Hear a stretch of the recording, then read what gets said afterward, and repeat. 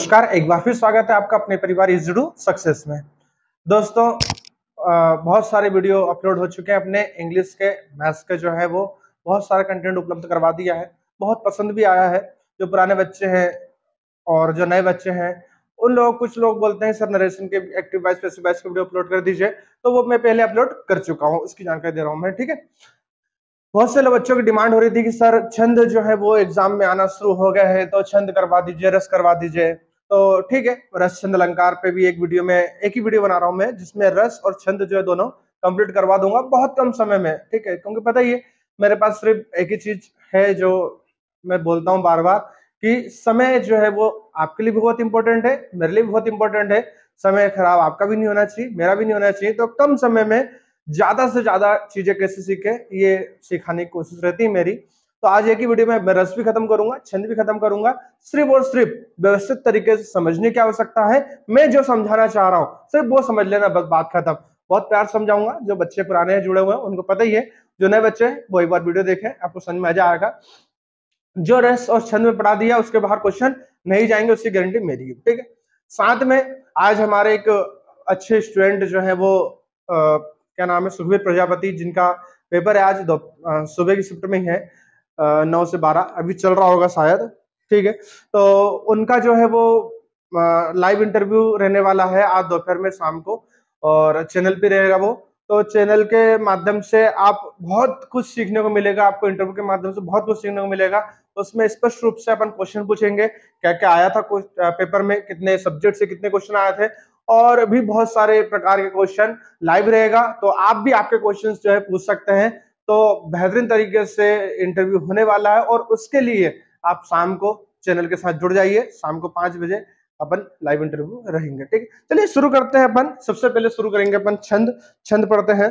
छंद में कुछ चीजें जो है जहां से डायरेक्ट फैक्ट क्वेश्चन बन सकते हैं, उनको पढ़ते हैं। मैं साइड में लगा भी देता हूं, और आप पढ़ लेना, मैं इनको लिखूंगा नहीं, लिखने में समय खराब होगा, कोई दिक्कत नहीं है। ठीक है, तो डायरेक्ट में लगा देता हूं, आप उनको एक बार पढ़ लेना, फिर समझाने का काम शुरू करता हूं। देखो, फैक्ट जो है कि छंद को पिंगल शास्त्र कहते हैं। छंद को क्या कहते हैं? पिंगल शास्त्र। क्वेश्चन बनता है क्योंकि कि छंद को क्या कहते हैं, तो पिंगल शास्त्र कहते हैं। छंद के कितने अंग होते हैं? विशेष तौर पे याद रखना कि छंद के कितने अंग होते हैं, तो 7 अंग होते हैं, जिनको अपन बोलते हैं यति गति के अनुसार, तो 7 अंग होते हैं। प्रत्येक पंक्ति को क्या कहते हैं? छंद की प्रत्येक पंक्ति को क्या कहते हैं? तो छंद की प्रत्येक पंक्ति को दल कहते हैं। क्या कहते हैं? दल कहते हैं। ठीक है, फिर अगला आता है कि गणों की संख्या कितनी होती है? तो गणों की संख्या जो होती है वो 8 होती है। इसका एक शॉर्ट नेम होता है यह माता राजभान सलगा। ठीक है, तो इसमें लगा जो है वो कोई काम का नहीं है, यह माता राजभान सलगा। ठीक है, तो ये 8 गण होता है। जो मात्रा होती है, तो सिंगल मात्रा और डबल मात्रा, जिसको लघु मात्रा और गुरु मात्रा के नाम से जानते हैं। तो जो लघु मात्रा होती है उसको पाई मात्रा के नाम से जानते हैं। ये चीज शायद कुछ बुक्स में नहीं मिलती है, कुछ बुक्स में मिल जाती है। जो अच्छी बुक्स आती है ना, उसमें मिल जाती है चीजें, जहां भी आप सीधे क्वेश्चन बना सकता है। तो जो एक मात्रा होती है जिसको अपन लघु मात्रा बोलते हैं, उसका नाम क्या होता है? पाई मात्रा होती है। और जो बड़ी मात्रा होती है जिसको अपन गुरु मात्रा बोलते हैं, दीर्घ मात्रा बोलते हैं, उसको अपन वर्तुअल रेखा के नाम से भी जानते हैं। यानी कि छोटी को पाई रेखा और बड़ी को वर्तुअल रेखा के नाम से जानते हैं। छंद जो होते हैं मुख्य रूप से कितने प्रकार होते हैं? छंद के मुख्य रूप से जो होते हैं 2 प्रकार होते हैं। एक होता है मात्रिक छंद और एक होता है वार्णिक छंद। अगर क्वेश्चन बनता है कि सामान्य रूप से छंद कितने प्रकार के होते हैं, तो सामान्य रूप से छंद जो होते हैं 3 प्रकार के होते हैं, मात्रिक छंद, वार्णिक छंद और मुक्तक छंद। दोनों क्वेश्चन अलग अलग हैं। बच्चा बहुत कंफ्यूज होता है और गलत करके आता है क्वेश्चन तो पूछने का तरीका अलग रहता है। पहला क्वेश्चन ये बनता है कि छंद मुख्य रूप से कितने प्रकार होते हैं? 2 होते हैं। और छंद कितने प्रकार के होते हैं? 3 होते हैं। ठीक, जब तक मुख्य रूप नहीं जोड़े तब तक अपने को 2 आंसर नहीं लगाना है, 3 ही लगाना है। मुख्य रूप लिखेगा वो, तभी अपने को कितने आंसर लगाना है? 2 आंसर लगाना है। ठीक है, कंफ्यूज नहीं होना अपने। ठीक है, और एक और क्वेश्चन बनता है कि छंद के सूत्रपात कौन है? तो छंद के सूत्रपात जो है वो सूर्यकांत त्रिपाठी निराला को माना गया है। ठीक है, अब प्रकार पढ़े पढ़ने की, भाई छंद कितने प्रकार के होते हैं? 2 प्रकार के होते हैं। एक कौन सा होता है? मात्रिक होता है, एक वार्णिक होता है। ठीक है, 2 मुख्य रूप से होते हैं। तो अपन छंद को अब खत्म कैसे करते हैं, वो चुटकियों में बताता हूं मैं कि छंद चुटकियों में खत्म कैसे होता है। ठीक है, देखो, मात्रिक छंद की मैं बात करता हूं।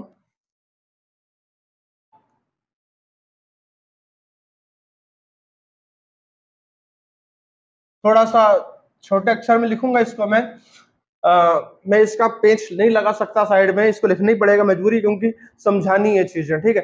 अगर नहीं समझानी होती तो मैं सीधे सीधे लगा देता, समय बचता, मगर हर जगह समय नहीं बचाया जा सकता, इसको लिखना ही पड़ेगा। तो इसको मैं 3 भागों में बांट देता हूँ मात्रिक छंद को। एक है सममात्रिक, दूसरा मैं बांट देता हूं अर्ध सममात्रिक,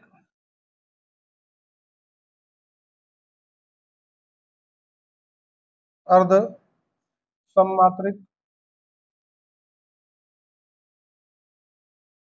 और तीसरा है विषम मात्रिक।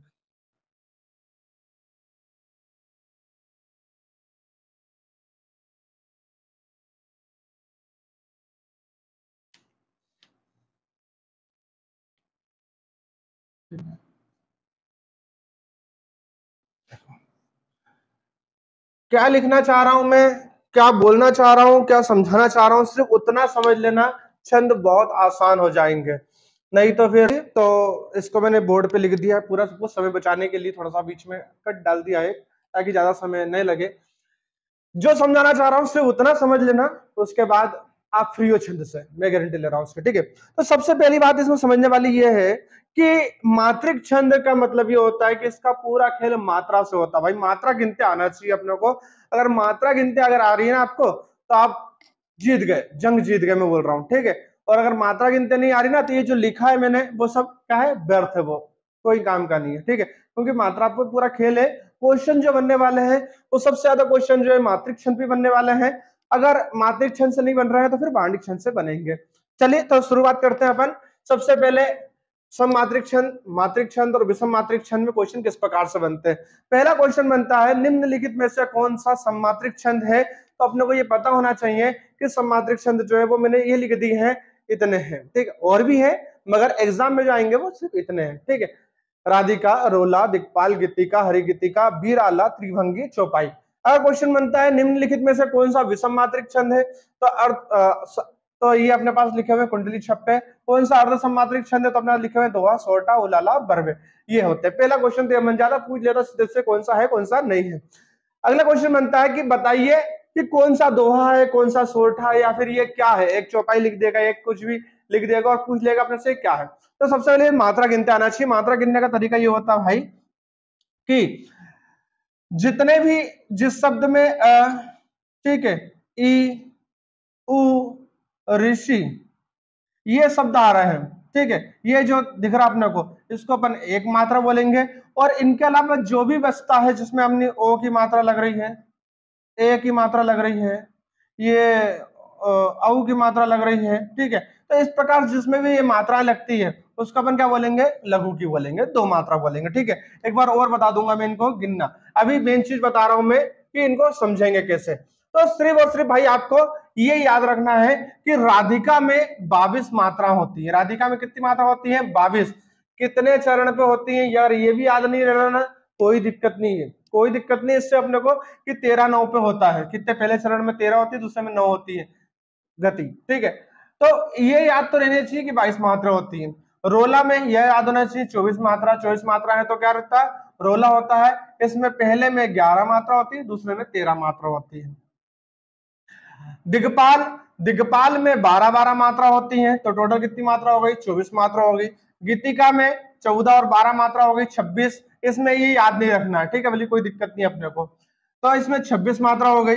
हरि गीतिका में 28 मात्रा, वीर आला में 31 मात्रा, त्रिभंगी में 32 मात्रा, और चौपाई में 32 मात्रा, ठीक है। क्या याद रखना है इसमें, सिर्फ और सिर्फ याद ये रखना है कि राधिका में 22 मात्रा, सिर्फ ये याद रखना, ठीक है। गीतिका में 26 मात्रा, सिर्फ याद रखना। हरि गीतिका में 28 मात्रा, बीराला में 31 मात्रा, त्रिभंगी में 32 मात्रा होती है, चौपाई में 32 मात्रा, सिर्फ इतना याद रखना।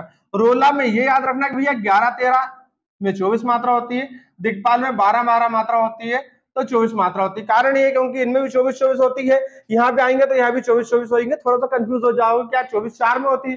पर इनकी पहचान यही होती है कि रोला जो होता है उसमें पहले में 11 होती है, दूसरे में 13 होती है, दिग्पाल में 12-12 दोनों बराबर होती है।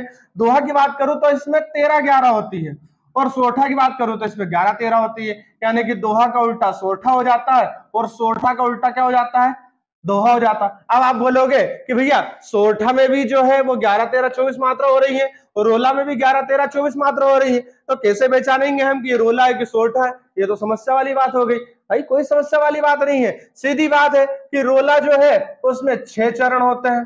कितने चरण होते हैं? 6 चरण होते हैं। 1, 2, 3, 4, 5, 6।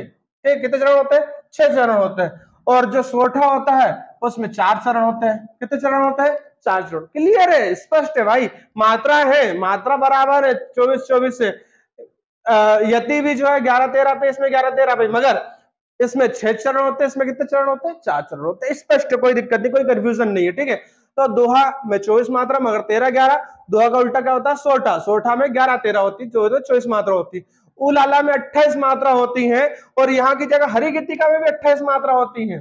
ठीक है, मगर हरि गीतिका में 16, 12 होती है, उलाला में 15, 13 होती है। इसलिए पहचान है, इसलिए मैंने ये लिख दिया। और बरवे में जो है वो कितनी होती है? 12 और 7 होती है, 19 मात्रा होती है। ठीक है, अगर ये आपने इतनी मात्रा याद कर ली कि किसमें कितनी मात्रा होती है और इनकी पहचान क्या होती है, बहुत आसान है। मात्रा गिनना कोई बड़ी बात नहीं है, जैसे मैंने बताया वैसे ही कर सकते हो, और बता दूंगा मैं। ठीक है, तुरंत मात्रा गिनोगे और आंसर आ जाएगा अपना। ठीक है, कुंडली और छप्पे विषम मात्रिक छंद होते हैं, तो बहुत आसान है। ठीक है, कि जहां पे दोहा और रोला को मिला दिया, कितने? दोहा और रोला को मिला दिया। ठीक है, तो यहाँ पे जो होता है वो कुंडली बन जाती है, और जहां पे रोला और उलाला को मिला दिया तो वहां पे क्या बन जाएगा? छप्पे बन जाएगा। ठीक है, एक छोटी सी मिस्टेक हो गई है, उसको सुधार लेते हैं।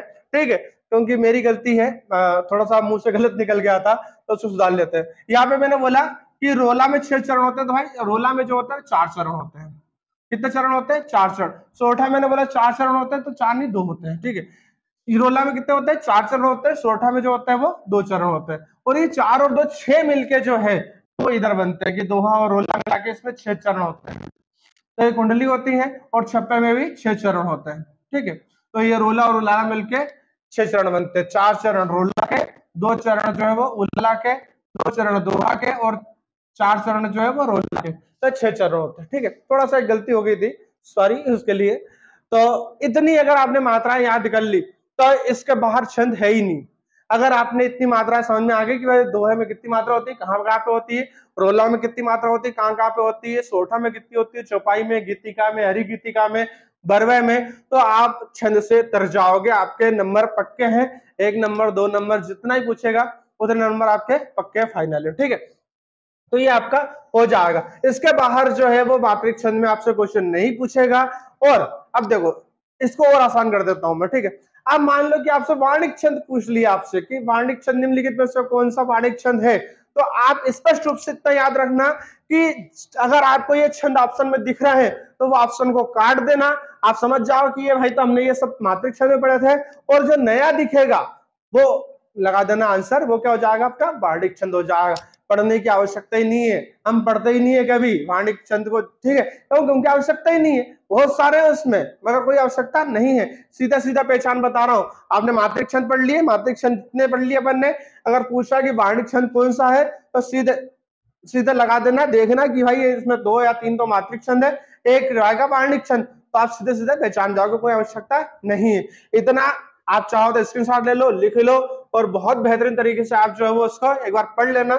इसके बाहर छंद नहीं जाएगा। ठीक, बिल्कुल जाएगा ही नहीं छंद इसके बाहर। ठीक है, देखो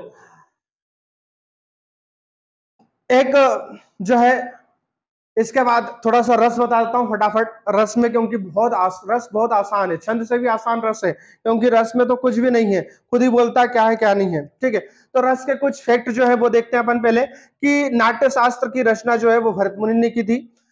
रस के अवयव जो होते हैं वो 4 अवयव होते हैं, जिसको अपन स्थायी भाव, विभाव, अनुभाव और संचारी भाव के नाम से जानते हैं। मुख्य रूप से अगर बात करें तो रस जो है 9 प्रकार के होते हैं। आधुनिक रस की संख्या जो है कितनी? 11। फैक्ट बता रहा हूं जो एग्जाम में क्वेश्चन आ सकते हैं। भरत मुनि के अनुसार रस की संख्या जो है 8 है। बिहारी जो है वो श्रृंगार रस के माने गए हैं। ठीक है, और इसमें एक और क्वेश्चन बन सकता है अगर, तो ये बन सकता है कि मुक्तिवाद भोगवाद जो है उसके कौन कवि रहे हैं, तो भट्ट नायक रहे हैं। अभिव्यक्तिवाद के कौन रहे हैं, तो अभिनव गुप्त रहे हैं। अनुमतिवाद या चित्र के जो रहे वो शंकुक रहे हैं, और आरोग्यवाद के जो है वो भट्ट लोलट रहे हैं। ठीक, इतना याद करना पड़ेगा। मैं साइड पे लगा लूंगा, स्क्रीनशॉट ले लेना, सीधे सीधे क्वेश्चन बनेगा, आप आंसर दे सकते हो। ठीक है, अब अगला क्वेश्चन बन सकता है कहां से, रस और स्थायी भाव से बन सकता है कि किस रस का कौन सा स्थायी भाव है। तो पता है कि श्रृंगार का रति होता है, हास्य का हास होता है, करुण का शोक होता है, रोध का क्रोध होता है, वीर का उल्लास होता है। ठीक है, अगला है भयानक का भय, विवश का जुगुप्सा, अद्भुत का विस्मय, शांत का निर्वेद, वात्सल्य का वात्सल्य और भक्ति का भक्ति। ये जो होते हैं वो रस और इनके स्थायी भाव होते हैं। अब बात आती है इनको पहचानने की। पहचानते कैसे हैं? तो भाई इनको पहचानना बहुत आसान है। कैसे कि जहां पे अपन देखते हैं कि जहां पे प्रेम की बात हो रही है, जहां नायक नायिका की बात हो रही है, स्पष्ट रूप से जैसे अपन पढ़ेंगे क्लियर कट समझ में आ जाएगा कि भाई हाँ यहाँ पे प्रेम की बात हो रही है, किसी के सौंदर्य की बात हो रही, तो वहां पे श्रृंगार रस हो जाएगा। जहां पे गुस्से की बात आ रही है क्रोध रस हो जाएगा, जहां पे डर लग रहा है वहां पे भय रस हो जाएगा। सीधे आप पढ़ोगे ना तो आपको स्पष्ट समझ में आ जाएगा कि इसमें बात क्या बोलना चाह रहा है। हंसी आ रही है तो हास्य रस हो जाएगा। इसलिए इसमें कोई ऐसा खास बात नहीं समझाने लायक जो मैं समझाऊं और आपका समय खराब करूं और मेरा खुद का समय खराब करूं। ठीक है, तो व्यवस्थित तरीके से आराम से बन जाएंगे। रस से अगर क्वेश्चन आता तो आप व्यवस्थित तरीके से कर दोगे। मेन चीज जो है इसमें क्या है वो है छंद, इसलिए मैं इसको मिटाया ही नहीं मैंने, कि छंद जो है अगर क्वेश्चन बनते हैं तो व्यक्ति उलझ जाता है इसमें। ठीक है, तो छंद में अगर आपने इतना पढ़ लिया तो छंद आपका व्यवस्थित तरीके से हो जाएगा। अलंकार जो है थोड़े बड़े हैं, इसके लिए एक वीडियो उसके लिए अलग से लेकर के आऊंगा, अगर आपकी इच्छा होगी तो। फिर मिलेंगे अपन नए वीडियो के साथ, जब तक के लिए जय हिंद, जय भारत।